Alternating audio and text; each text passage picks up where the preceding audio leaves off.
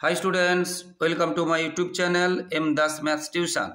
আজকের ক্লাস 10-এর 2025 সালে যারা মাধ্যমিক দেবে তাদের জন্য যে এবিটি এর যে নতুন টেস্ট পেপার বেরিয়েছে 2024-2025 সেই টেস্ট পেপারের 124 পেজের লাইফ সায়েন্সের 2-এর দাগের এবং 3-এর দাগের উত্তরগুলো করিয়ে দিচ্ছি। কারণ 1-এর দাগের উত্তরগুলো তোমাদের টেস্ট পেপারের পিছনের দিকে দেওয়া আছে, তাই তোমরা পেয়ে যাবে। তাই 2-এর এবং 3-এর দাগের উত্তরগুলো করে দিচ্ছি এবং মোস্ট ইম্পর্ট্যান্ট প্রশ্ন উত্তর আছে, তাই তোমরা শেষ পর্যন্ত ভালো করে দেখতে থাকো বন্ধুরা। এছাড়া অন্যান্য পেজের উত্তরগুলো অলরেডি কিছু ছেড়ে দিয়েছি, 175 পেজ ছেড়ে দিয়েছি এবং বাকি উত্তরগুলো ছাড়তে থাকবো।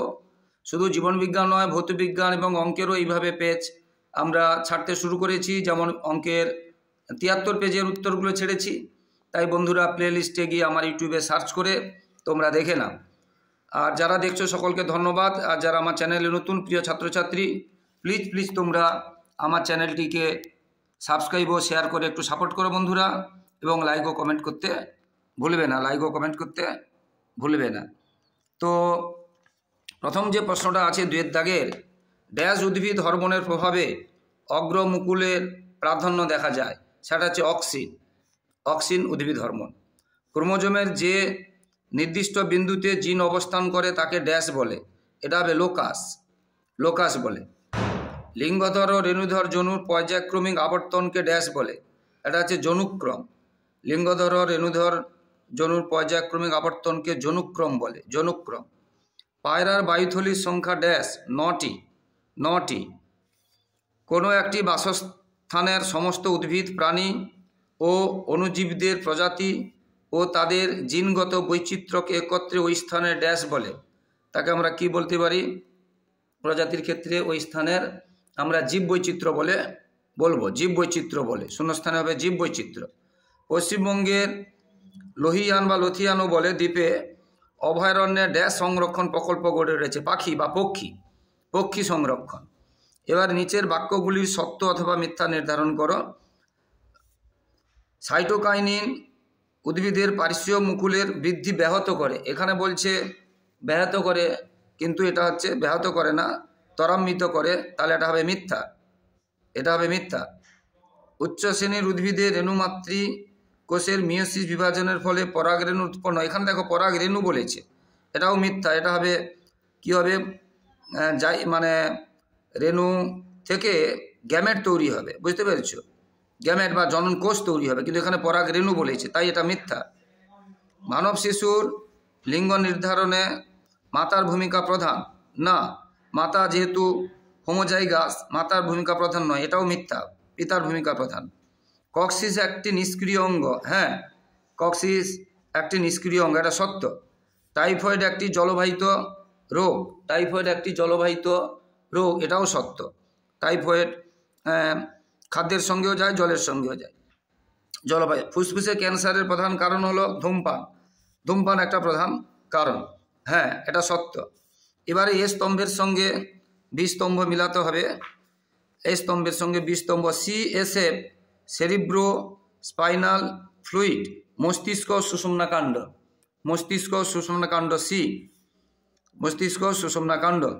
ক্রোমোজোমের মেরুর দিকে চলন বা প্রান্তীয় গমন, সেটা হচ্ছে অ্যানাফেজ। এবারে মিরাবিলিস জালাপা, যেটা আমরা সন্ধ্যা মালতী বা 4 o'clock উদ্ভিদ বলি, বুঝতে পেরেছ? মিরাবিলিস জালাপা, এটা হচ্ছে অসম্পূর্ণ প্রকটতা, বি। গঠন আলাদা কিন্তু কাজ একই, তাকে বলবো সমবৃত্তীয় অঙ্গ, বৃত্ত মানে পেশা বা কাজ, বৃত্তীয় অঙ্গ, সমবৃত্তীয় অঙ্গ, এ। অ্যালগাল ব্লুম হচ্ছে জল দূষণ, ডি। লিঙ্গ সংযোজিত উত্তরাধিকার, এটা হচ্ছে আমাদের লিঙ্গ সংযোজিত উত্তরাধিকার, কি হবে? ই, বর্ণান্ধতা। এরপরে একটি শব্দ বা একটি বাক্যে উত্তর দিতে বলেছে, বি সদৃশ্য শব্দটি বেছে লিখো। এইগুলো আছে TSH, GTH, ADH, ACTH, এই 3টি হচ্ছে অগ্র পিটুইটারি থেকে হয়, আর এডি হচ্ছে পশ্চাৎ পিটুইটারি, তাহলে এটাই হবে বি সদৃশ্য, নারকেলের তরল শস্যে কোন হরমোন পাওয়া যায়? নারকেলে সাইটোকাইনিন বা কাইনিন পাওয়া যায়, বা শস্যে বা নারকেলের বা ডাবের জলে। নিচের সম্পর্কযুক্ত একটি শব্দ জোড়া দেওয়া আছে। প্রথম জোড়াটির সম্পর্কে বুঝিয়ে দ্বিতীয় জোড়াটি স্থাপন করতে হবে শূন্যস্থান উপযুক্ত শব্দ। প্রাণীকোষ ড্যাশ উদ্ভিদ কোষ কোষপাত। এটা প্রাণীকোষ, প্রাণীকোষ হচ্ছে মিড বডি। উত্তরটা সঠিক উত্তর হবে মিড বডি। অনেকে ক্লিভেজ লিখেছে, কিন্তু ক্লিভেজ তো একটা পদার্থ নয়, ক্লিভেজ একটা পদ্ধতি। বুঝতে পেরেছ? এ ক্যাপিটাল এবং স্মল এবং বি ক্যাপিটাল এবং স্মল কত প্রকার গ্যামেট তৈরি করবে? এটা 4 প্রকার গ্যামেট তৈরি করবে। 4 প্রকার করবে কি? ক্যাপিটাল এ আর ক্যাপিটাল বি এক প্রকার হবে, ক্যাপিটাল এ স্মল বি আর একটা হবে, স্মল এ ক্যাপিটাল বি আর একটা হবে, আর স্মল এ স্মল বি আর একটা হবে। 4 প্রকার। Capital A capital B, capital A small B, small A capital B, small A small B, এই 4 প্রকার। দ্বিসংকর জননের পরীক্ষায় প্রাপ্ত সর্বাধিক ফিনোটাইপ অনুপাত কত ধরনের জিনোটাইপকে নির্দেশ করে? এই প্রশ্নটা একটু ঘোরানো আছে। হ্যাঁ, এটা মোটামুটি 9 প্রকার দিচ্ছি, তবে সঠিক প্রশ্নটা ঠিক কি বলতে চাইছে বোঝা যাচ্ছে না। 9 প্রকারই ধরে নাও। এবার অপসারী বিবর্তনের উদাহরণ দাও। অপসারী বিবর্তনের উদাহরণ ধরো, আমরা অপসারী বলেছি মানে গঠন এক হবে, অর্থাৎ সমসমস্ত অঙ্গ। যেমন আমরা তিমি, ঘোড়া, মানুষ, এদের ধরো মানুষের হাত, তিমির যে অগ্রপদ আর তিমির না ঘোড়ার, এইগুলো বা তিমির যেটা, এগুলো হচ্ছে সমসমস্ত অঙ্গ কিন্তু কাজ আলাদা। এরপরে নিচের 4টি বিষয়ের মধ্যে 3টি একটি বিষয়ের অন্তর্গত, সেই বিষয়টি খুঁজে বের করে লেখো। ডিএনএ, আরএনএ, কোষচক্র এবং প্রোটিন, এগুলো ribonucleic acid, deoxyribonucleic acid, protein, এগুলো সব প্রোটিন। এইটা হচ্ছে কোষচক্র। কোষচক্রের মধ্যে এই প্রোটিনগুলো সংশ্লেষিত হয়, কাজে লাগে। ভারতবর্ষের প্রথম জাতীয় উদ্যানের নাম কি? Jim Corbett. জিম করবেট উত্তরপ্রদেশে আছে, জিম করবেট। এরপরে 2 নম্বরের প্রশ্নগুলো। নিম্নলিখিত বৈশিষ্ট্যের ভিত্তিতে ট্রপিক চলন ও ন্যাস্টিক চলনের পার্থক্য লেখো। উদ্দীপকের প্রকৃতি আর হরমোনের প্রভাব। উদ্দীপকের প্রকৃতি এবং হরমোনের প্রভাব। উদ্দীপকের প্রকৃতিতে ট্রপিক, বুঝতে পেরেছ, উৎসের দিকে ট্রপিক চলনটা ফটোট্রপিক কি জিওট্রপিক কি হাইড্রোট্রপিক, উৎসের দিকে বা কোন দিকে হয় সেটা বলতে হবে। বুঝতে পেরেছ? ট্রপিক চলন। আর এখানে হচ্ছে ন্যাস্টিক চলন হচ্ছে উদ্দীপকের তীব্রতার, মানে উদ্দীপকের গতিপথ অনুযায়ী হচ্ছে, আর এটা হচ্ছে উদ্দীপকের তীব্রতা অনুযায়ী হচ্ছে। এটা বুঝতে পারলে? আচ্ছা, এরপরে কি বলেছে? হরমোনের প্রভাব, যেটা হচ্ছে অক্সিন দ্বারা প্রভাবিত হচ্ছে ট্রপিক চলন, কিন্তু ন্যাস্টিক চলন হচ্ছে অক্সিন দ্বারা প্রভাবিত নয়। বুঝতে পারলে? এরপরে প্রাণীদেহে উদ্দীপনা গ্রহণ থেকে সাড়া প্রদান পর্যন্ত স্নায়বিক পথটি রেখাচিত্রের সাহায্যে দেখো, মানে প্রতিবর্ত চাপ। আমরা জানি গ্রাহক থাকে অন্তর্মুখী স্নায়ু, অন্তর্মুখী স্নায়ু থাকে কেন্দ্রীয় স্নায়ুতন্ত্র, কেন্দ্রীয় স্নায়ুতন্ত্র থেকে এবারে আবার আমরা মানে সংজ্ঞাবহ নিউরন বা বহির্মুখী স্নায়ু, এবং সেখান থেকে কারক বা পেশি। তাহলে কি হলো? গ্রাহক, অন্তর্মুখী স্নায়ু বা সংজ্ঞাবহ নিউরন, তারপরে কেন্দ্রীয় স্নায়ুতন্ত্র, তারপরে সংজ্ঞাবহ নিউরন বা আজ্ঞাবহ হবে, এটা আজ্ঞাবহ, তারপরে আজ্ঞাবহ নিউরন বা বহির্মুখী স্নায়ু, এবং তারপরে হবে কারক। ঠিক আছে? এবারে কৃষিকাজ ও উদ্যানবিদ্যায় কৃত্রিম হরমোনের ভূমিকা। কৃষিকাজ ও উদ্যানবিদ্যায় কৃত্রিম হরমোনের ভূমিকা। আমরা জানি শাখা কলম তৈরিতে কৃত্রিম অক্সিন, আমরা NA ন্যাপথলিন অ্যাসিটিক অ্যাসিডকে আমরা প্রয়োগ করলে দ্রুত শাখা কলমের মূল তৈরি হয়। এছাড়া গাছের যে মুকুল বা কচি ফল ঝরে পড়া থেকে মানে বন্ধ করতে গেলে, নিবারণ করতে গেলে আমরা কৃত্রিম অক্সিন 2,4-D ব্যবহার করতে পারি। এছাড়া 2,4-D আমরা আগাছা নাশও করতে পারি। এছাড়া বীজহীন ফল উৎপাদনেও আমরা কৃত্রিম অক্সিন ব্যবহার করতে পারি। এইগুলো। এরপরে মাছের গমনে মায়োটম পেশির ভূমিকা পালন করে তা আলোচনা করো। মাছের গমনে মায়োটম পেশির ভূমিকা। মায়োটম পেশি একদম মস্তিষ্ক থেকে লেজ পর্যন্ত থাকে, ভি আকৃতি দুদিকে থাকে এবং তার সঞ্চালন বা আন্দোলনের ফলে, সংকোচন প্রসারণের ফলে সামনে থেকে পিছনে একটা তরঙ্গ সৃষ্টি হয় এবং যেই দিকে সংকোচন হয় তার বিপরীত পাশে প্রসারণ হয়, পরে আবার যেই পাশে সংকোচন হয়েছিল সেই পাশে প্রসারণ হবে এবং তার বিপরীত পাশে সংকোচন হবে। এইভাবে মাছ আঁকা পাকা পথে সামনের দিকে এগিয়ে যায়, অর্থাৎ মাছের গমনে সাহায্য করে। সেন্ট্রোমিয়ার অবস্থান অনুযায়ী 4 প্রকারের ক্রোমোজোমের নাম লেখ। ক্রোমোজোম সেন্ট্রোমিয়ার যদি মাঝে থাকে তাকে বলবে মেটাসেন্ট্রিক, যদি মাছ থেকে একটু দূরে থাকে তাকে বলবো সাবমেটাসেন্ট্রিক। সাবমেটাসেন্ট্রিক একটু দূরে থাকলে মাঝের থেকে, আর আরেকটু দূরে থাকলে তাকে বলবো অ্যাক্রোসেন্ট্রিক, এবং একদম ধারে থাকলে তাকে বলবো টেলোসেন্ট্রিক। এবারে মানব বিকাশে প্রধান দশাগুলি সময়ের পর্যায়ক্রমে সাজিয়ে লেখো। আমরা জানি প্রথমে সদ্যজাত আছে 0 থেকে, যেটা 1 বছর ধরা হয় সদ্যজাত, তারপরে শৈশব, তারপরে বয়ঃসন্ধি যেটা সাধারণত 12 থেকে 18 বা 13 থেকে 19 ধরা হয়, তারপরে পরিণত দশা 40 পর্যন্ত ধরা হয়, তারপরে বার্ধক্য দশা। তাহলে কি হলো? সদ্যজাত, শৈশব, বয়ঃসন্ধি, পরিণত দশা এবং বার্ধক্য দশা। এরপরে কোষ বিভাজনে কোষচক্রের ভূমিকা বিশ্লেষণ করো। কোষচক্রের মধ্য দিয়ে আমরা জানি কোষের পরিণত হয়, অর্থাৎ পরবর্তী বিভাজনের জন্য প্রস্তুত হয় এবং কোষচক্রে বিভাজনও হয়। আর যে ঘাটতিগুলো হয়ে গেছিলো বিভাজনের সময়, সেই ঘাটতিগুলো পূরণ হয়, অর্থাৎ মানে সংশ্লেষ হয়, ডিএনএ আরএনএ এগুলো সংশ্লেষ হয়, বুঝতে পেরেছো। এবং কোষচক্র যদি কোনো কারণে বন্ধ হয়ে যায়, যে G1S বা G2 দশায়, তাহলে কিন্তু অনিয়ন্ত্রিত বিভাজনের ফলে টিউমার হয়, এমনকি ক্যান্সার হতে পারে। এরপরে মেন্ডেলের বংশগতি বিদ্যার সূত্র কি সর্বক্ষেত্রে প্রযোজ্য? উত্তরের সপক্ষে যুক্তি দাও। না, কারণ আমরা জানি যে প্রকটতার যে সূত্রটা আছে সেটা কিন্তু অসম্পূর্ণ হয়। যেমন আমরা জানি সন্ধ্যা মালতীতে লাল এবং সাদা ফুলের সংকরণের ফলে মিশ্র, অর্থাৎ প্রকট যে লাল তার থেকে কম প্রকট গোলাপি ফুল উৎপন্ন হয়। তাহলে এখানে প্রকটতার সূত্র কাজে লাগছে না, অর্থাৎ এখানে সব ক্ষেত্রে প্রযোজ্য নয়, বুঝতে পেরেছো, যেটাকে আমরা অসম্পূর্ণ প্রকটতা বলা হচ্ছে। এরপরে জিনগত রোগের প্রসারে জেনেটিক কাউন্সেলিংয়ের ভূমিকা আলোচনা করো। জিনগত রোগের প্রসারে জেনেটিক কাউন্সেলিংয়ের মাধ্যমে আমরা বিশেষ করে থ্যালাসেমিয়া রোগ আমরা অনেকটা আটকাতে পেরেছি।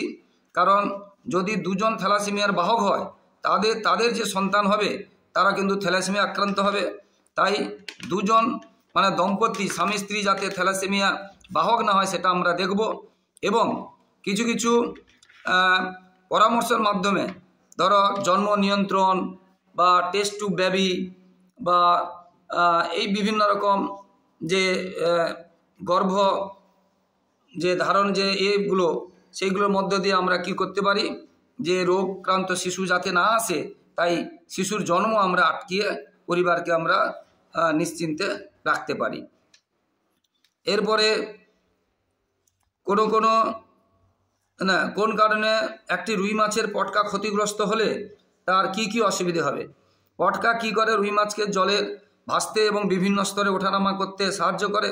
সেটা যদি ক্ষতিগ্রস্ত হয়, রুই মাছ ওই কাজ করতে পারবে না, ফলে তার জলের বিভিন্ন গভীরতায় পৌঁছানো বা জলে ভেসে থাকা তার অসুবিধে হবে, ফলে তার খাদ্য গ্রহণ বা আত্মরক্ষা এই সমস্ত অসুবিধে হবে, বুঝতে পেরেছ।